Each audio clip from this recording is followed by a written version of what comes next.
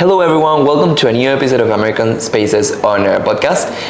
This is an initiative brought to you by Instituto, Chileno, Norteamericano, Santiago and American Academy of Science and Technology of Universidad de Tufts. This is a project supported by the United States Embassy in Santiago and the Network of American Spaces in Chile. My name is Juan Miguel Romero, Outreach Director at Instituto, Chileno, Norteamericano, and I will be your host today. Today we have a guest with a very interesting background, Lucy Fell. She holds a Master of Philosophy in Population Health Sciences from the esteemed University of Cambridge. Prior to this, Lucy earned a Bachelor of Arts degree in Community Health and Spanish from Tufts University in Massachusetts, graduating magna cum laude. Congratulations. Thank you. Lucy Fell was selected for a prestigious Fulbright Research Award by the presidentially appointed Fulbright Foreign Scholarship Board for the 2024 academic year.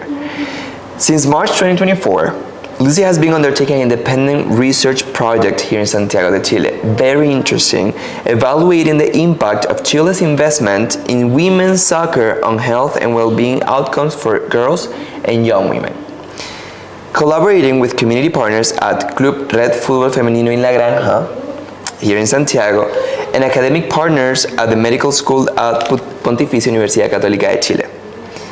Lucy, welcome to the podcast. It's a pleasure to have you with us, and well, thank you for your time. Thank you very much. Thank you so much for having me. I am really excited to talk a little bit more about my research project and my time here in Chile, two topics that are very close to my heart. We're very excited to have you as well, and also know more about this very interesting research that you've been doing during your time in Chile with Fulbright. So, Lucy, first things first, why did you choose to come to Chile to work on female inclusion in soccer? Sure. So Chile has an incredibly vibrant culture around soccer. Yes. And in the past couple years especially, there's been a lot of significant progress made in women's soccer. I'm thinking about the 2022 law professionalizing women's soccer in Chile. At the same time, I've always been really passionate about soccer, and it's a sport that has so much cultural capital. Yes. And I've always found it really interesting, the potential that soccer has to potentially promote social change. Yeah. So kind of bringing those things together, Chile's love for soccer, it's really long history of grassroots activism. Yes. The combination of those factors made me feel like it was the perfect place to do this research. Perfect. So you chose Chile. You were like, among these options I have, I want to go to Chile. Exactly, yes. Perfect. Please tell us more about the Fulbright Research Award you got last year and what your project is about, measuring the impact of Chile's investment in fútbol femenino on health outcomes for girls. That's the name of your research project. Exactly. Tell us more about that. Sure, yeah. So prior to coming to Chile, I was doing my Master's in Public Health. And through my experience in soccer and in my background in public health, I've always been really interested in these research findings that soccer sports, particularly sports like soccer, team sports, can have a broad range of benefits. So anything from improving physical activity levels to even increasing social connectedness and making friends through sport. So I thought about where I could kind of find the connection between public health and my passion for soccer. And so I've had the great honor of being able to work with a number of fantastic partners. So I work with Alejandra Avilés at Club Red Fútbol Femenino en La Granja, as you mentioned, here in Santiago. She's the president of a nonprofit which is focused exclusively on getting access for girls to playing soccer. That's really nice. And it's a fantastic club. And I also have my academic advisor, Doctora Paula Bedregal, who is a professor at the public health department within La Universidad Católica de Chile.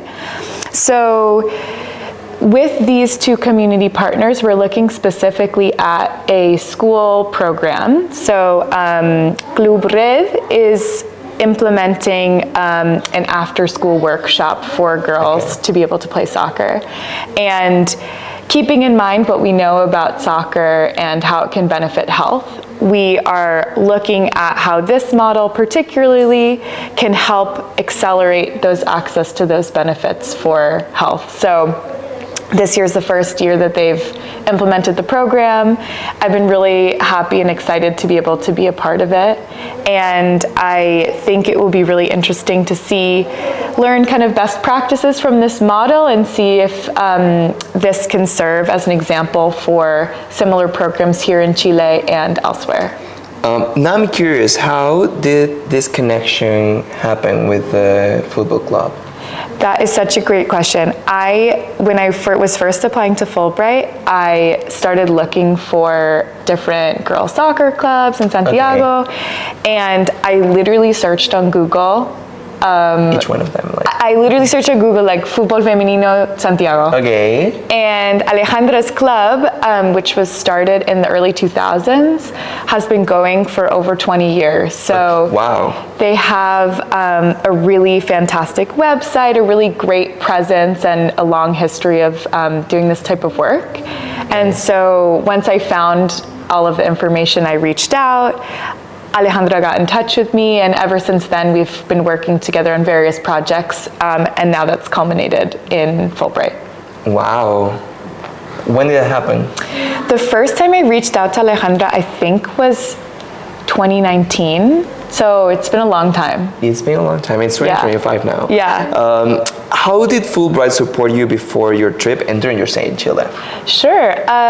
So I think that one of the greatest things that I've gotten from Fulbright has been this fantastic community of researchers and scholars, and I feel so lucky to have been able to share this experience with them. Not only just sharing what we're learning, but challenges and receiving mentorship from some of the scholars. That has really enriched my time here in Chile and really built a community around everything that has to do with Fulbright. Very interesting. And well, this is Women's History Month, and in that sense, of course, that date exists because of all the history women have gone through. And in that idea, or in that order, how do you consider other forms of inequity, such as racism or ableism, in your work on gender equity in sports? Yeah, so I definitely think that inclusion is really at the heart of the work that I am doing here in Chile, and in general, especially it's at the heart of the work that Alejandra does at La Red, as it's called. And I would be remiss if we were looking at gender equity without looking at other types of inequity, such as racism or ableism.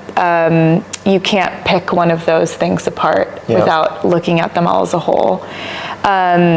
What has been really fantastic in working with Alejandra's club is she and the staff are really focused on removing barriers to access that traditionally present for girls to play soccer from all different backgrounds. I think this approach to removing barriers has made it a very inclusive space, and I hope that as we're working on the outcomes and findings, that we can use this as an example to kind of look towards making a more inclusive model for soccer in general, as there's always more work to be done in this area. Definitely, in multiple areas, but especially in a sport that is usually dominated by men. Yeah.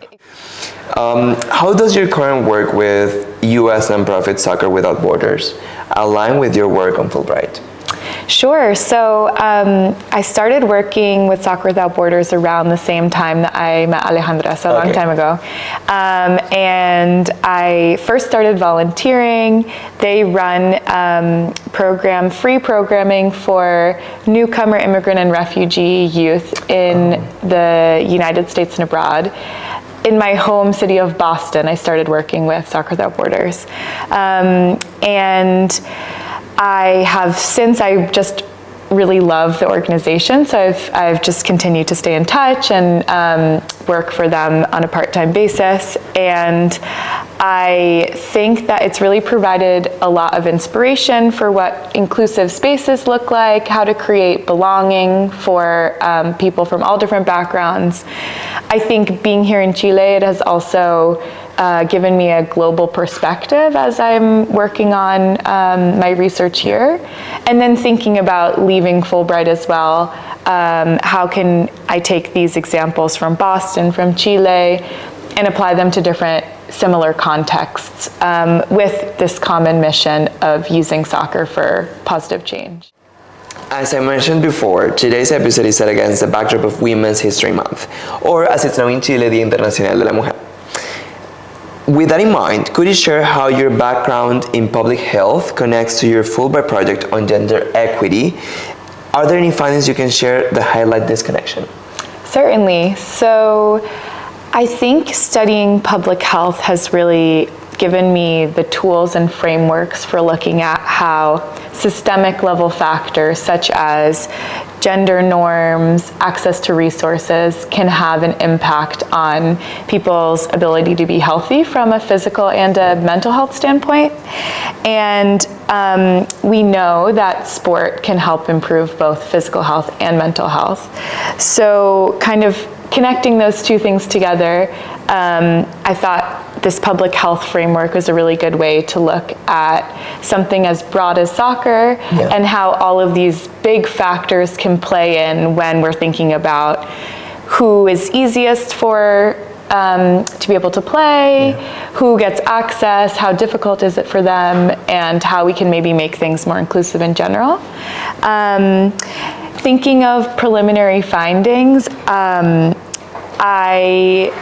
it's really great to hear as I've been talking to school staff and people who work at the program and parents that it seems like programs such as this one not only just help girls feel like they're more active, but people are also reporting that they feel like the girls have increased their confidence in playing sport, but also in challenging gender stereotypes. In other, aspects of their lives. Exactly, not just on the soccer field. That takes me to the next question. Well, you've covered some of that. Based on your research and the findings you've had, what are the ways that playing soccer can have a positive impact on girls' physical and mental well-being? If you could mention some points. Yeah, definitely. So it's everything from improving resistance in exercise, so both speed and endurance, improving hand-eye coordination, foot-eye coordination, then all of those things that are encapsulated by well-being. So kind of improve resilience when you think about difficulty in dealing with stress, coping with difficult challenges, getting along with peers, feeling more socially connected. I think the beauty about soccer is that it's so universal, and so it's accessible from people of every background will know what soccer is, or at least the basics.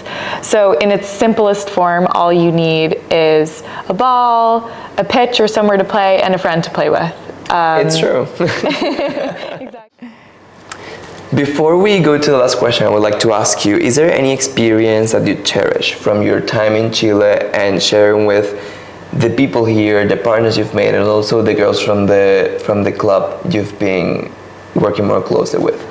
Yeah, in general, I have found, I've loved my time in Chile. Everybody has been really, really inclusive and friendly, and especially in the world of soccer, I've been able to play myself with friends and play with the girls at school, and that has been an awesome experience.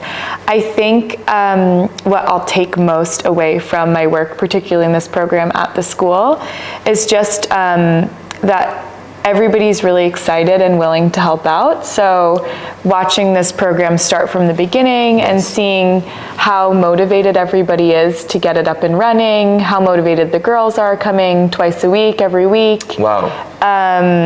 I think that there is a lot of momentum and a lot of motivation there, and so it makes me feel really excited to have been able to experience that, and I really look forward to seeing how all of that motivation plays out in the future.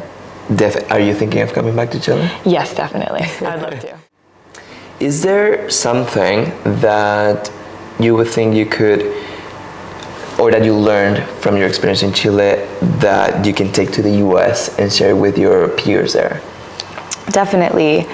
I think, the model that La Red uses in terms of making soccer really accessible within the neighborhood, it being a very community-driven and community-integrated effort, I think has been really fantastic to see firsthand. And there's plenty of contexts in the US that share a lot and have a lot in common with La Granja. And so thinking about how La Red has been able to use all of the strengths that this community has to really pull together a successful program. I hope that those practices, as we're looking through the findings, will be able to also help similar programs scale this program to be a bit bigger in Chile, and also scale similar programs abroad. Okay, would you like to, I don't know if I suppose it already exists, similar programs in the US. Do you know any of them that, I don't know, kind of have similarities with this one in Chile? Yeah, actually you mentioned Soccer Without Borders. Yes. I think they have a lot in common with La Red, and we're actually hoping at some point in the future to have some sort of collaboration. We're still, it's still very much in the works, but that would be the dream to be able to do. It would be the connection between both.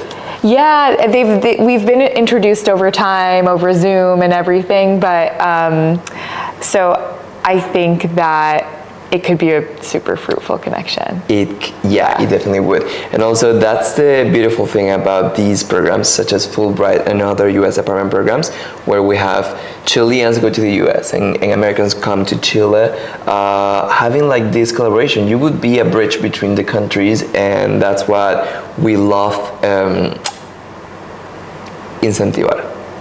We love, to encourage? Yeah, we love to encourage at American Spaces. People learning more about these programs and have the opportunity to use their full potential in a research project, in studying abroad, etc. So it's nice to hear about your experience here. So maybe others could feel inspired both in Chile and in the US to follow their dreams and their passions as you have done. Thank you. I hope so. I've had such a wonderful experience here in Chile, and the opportunity to come and be immersed in a totally different environment and culture has been absolutely fantastic for me. So anybody who is thinking about doing it, I would 100% encourage them to give it a shot. Unfortunately, we're running out of time for this podcast, but before you go, I would like to ask you if you could share a special message for all young women who may listen to us right now. Absolutely. So for any young women who might be listening, I would say don't forget that soccer and doing other things you love is also about having fun. And in the context of International Women's Day, thinking about all of the strength and achievements of women over time, that also includes celebrating doing what you love.